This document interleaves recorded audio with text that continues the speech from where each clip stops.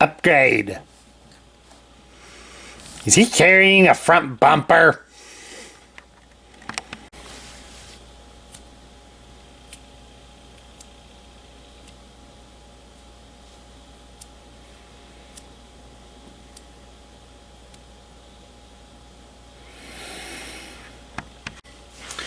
Hello everybody, Sparkster1701 here, and continuing with our Legacy series, we're taking a look now at Crankcase. Now of course, like Larry just commented here, this Crankcase is a considerable upgrade from his Generation 1 toy. The Generation 1 figure was a Triggercon. He was released back in 1988. As a Triggercon, like the similarly released Trigger Bots, they had a special gimmick where you could push a button on the toy and it would deploy the guns. Now, while it was a cute little gimmick, on certain ones like Crankcase here, where the gun part was motorized instead of spring-loaded, those tended to be cheaply made and they would malfunction frequently. Often to the point where the guns no longer came out with the button push. And then you add to it that since they were on the low-end price point, their articulation was very poor. So it did not necessarily make them very popular sellers. The gimmick was interesting, but like I said, at least a third to a half of them had the same gimmick, and it just didn't work very well. Now, the ones where it was spring-loaded, basically it was the guns were attached to the robot's arms, and usually you could control letting one come out at a time. Those worked pretty good. The ones like Crankcase here, they really didn't work very well. In the Generation 1 continuity, Crankcase here did have a unique function in the fact that he was a data collector. So that made him kind of unique among the Decepticons. But however, the bio also suggested that he was a pretty whiny character.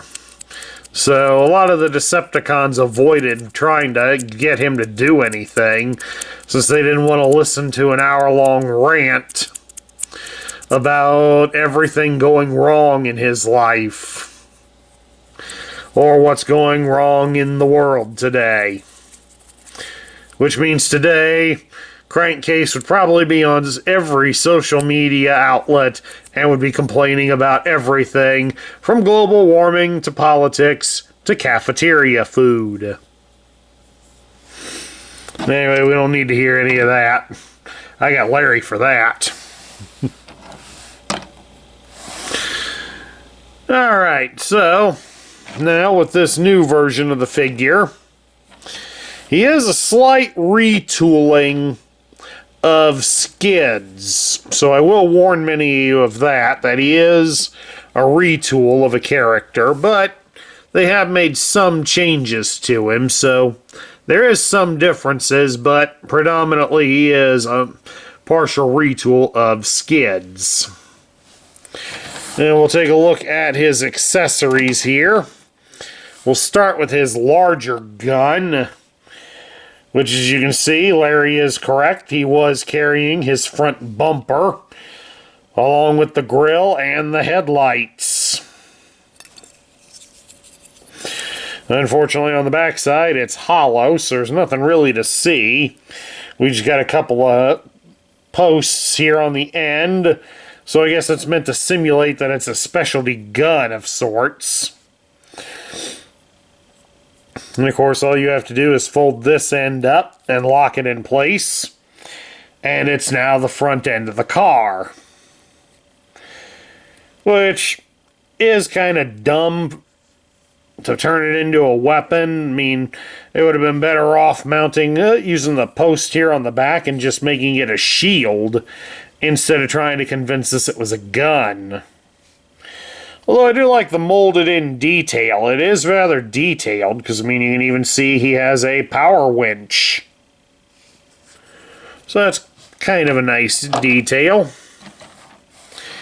And then next, he comes with his own gun, which is basically a retool of one of Skids' guns, but it's molded in trans black plastic.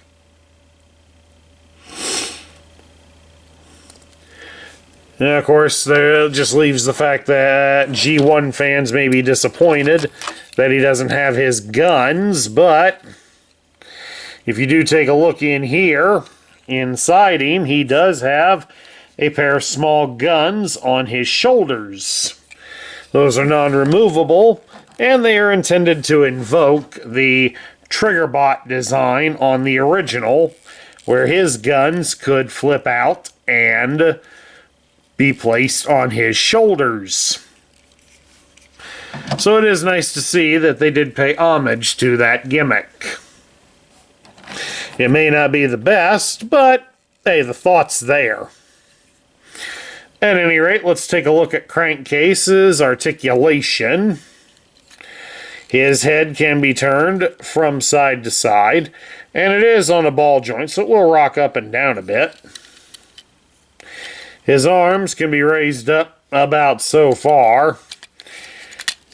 And if we hold everything in place so it doesn't move, his arm can rotate at the shoulder all the way around if it doesn't sink in like that again. You can bend his arm at the elbow 90 degrees. And while the shoulder does swivel, he also does have a swivel at the bicep. So he has G.I. Joe battle grip. He can be twisted at his hips, so he does have some dance moves going for him. You can spread his legs apart into almost a full splits.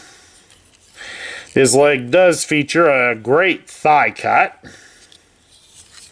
You can raise his leg at the hip 90 degrees, and you can bend him at the knee 90 degrees.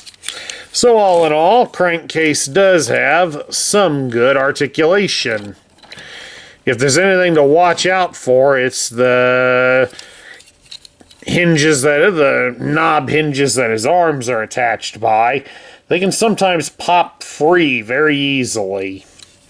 So do be careful with that with his lower arms. Okay, to transform Crankcase, we'll start here with his legs. You'll fold down the front covers of his legs, and then you will put his legs together. Squeeze his legs together like that. Then you're going to come here to his back piece and get it separated from its shoulder attachments, and then fold it down a bit so it's out of the way.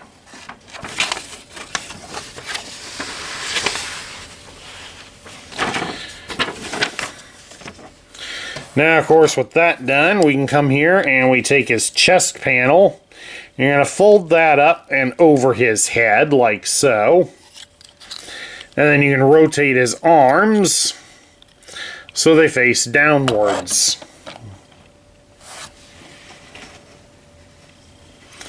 Now, once you've done that, you're going to fold the arms inward like so, and then you'll rotate them so that the wheel goes back outwards again.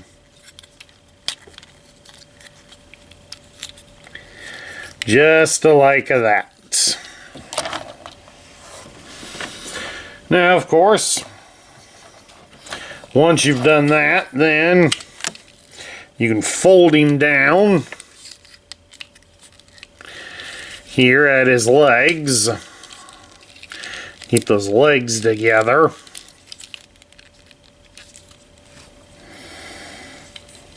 Once he's been folded down like so, you can take the roof piece of the car and adjust it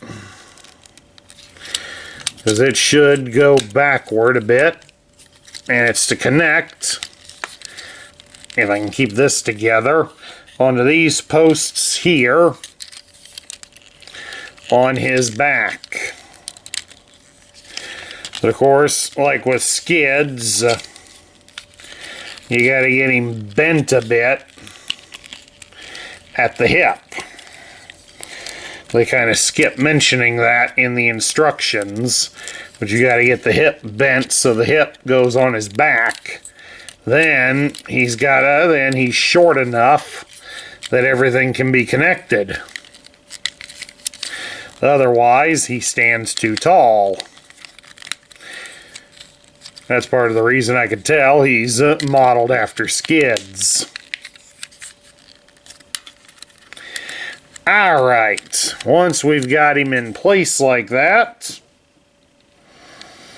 then you simply come here and you fold the doors down to the side. Make sure the arms are in enough so that the doors can close.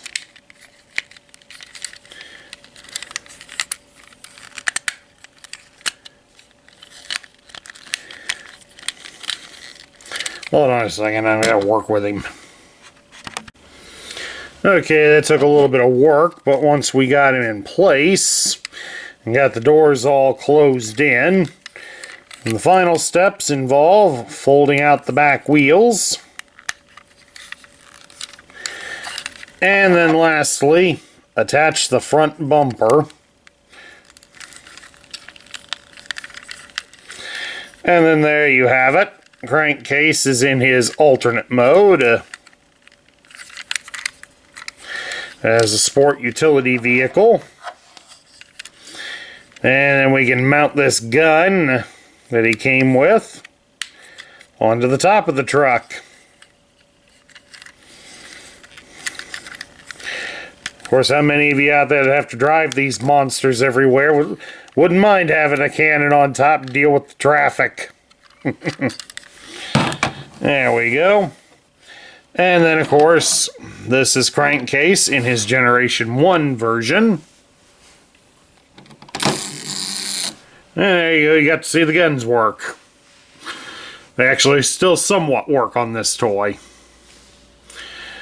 But getting down to my thoughts on Crankcase, honestly, when I say Hasbro cheapness, I'm really talking about something like Crankcase here. Now, I don't mind the fact that they built him off of using the mold for skids. I really don't mind that too much. I mean, again, it is a numerous complaint that many of us have, that they're just reusing the same molds. And, of course, that kind of has to be done. Making toys is expensive. The problem is when you reuse a mold and you make the toy inferior. That's where we've got the real problem. Crankcase here is inferior to skids. He's a pain in the neck to get transformed into his proper mode. I mean, I don't know if it's just mine or if it's all of them that are out there, but he is a bit of a pain to transform. The instructions here don't mention the one step that's crucial for skids. So it's kind of, if you didn't get skids, you're not going to know that you need to shift him at the hip a bit to get him to transform properly. And then even when you do get him lined up, the connections are rather weak and they give out very easily. So all in all, while it's nice that they updated and brought Crankcase back for the modern audiences, the way this is, it's almost as bad as the dreadlock sporting Crankcase that was seen in Dark of the Moon. And we won't touch that subject either. But all in all, Crankcase just can't catch a break. Maybe that's one of the names that should have stayed with G.I. Joe. At least the G.I. Joe character gets to drive an awesome vehicle. And at any rate, that concludes my review of the Legacy version of Crankcase. I hope you all enjoyed it. And remember that if you do like the content that we feature on this channel, don't forget to like, share, comment, and subscribe. This is Sparkster1701 saying I'll catch you all later.